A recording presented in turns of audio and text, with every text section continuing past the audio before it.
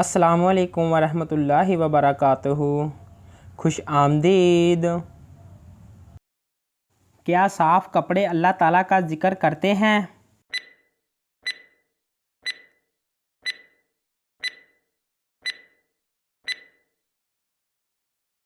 जवाब है जी हाँ।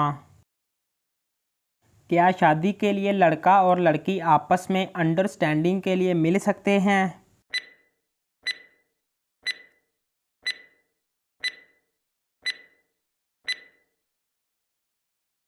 जवाब है जी नहीं, सिर्फ सब की मौजूदगी में सुन्नत की नीयत से देख सकते हैं।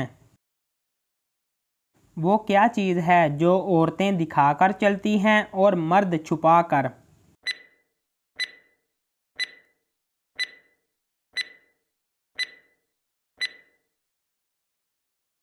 जवाब है परस। सबके दस्तरख्वान पर आए, शाह के साथ भी खाना खाए।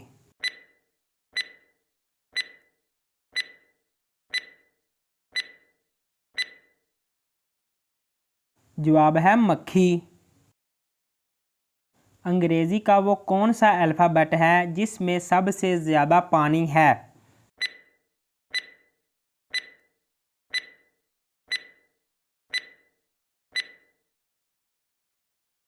जवाब है सी। हाँ तो दोस्तों, इन दोनों पिक्चरों को जोड़ो और पाकिस्तानी डिश का नाम बनाओ।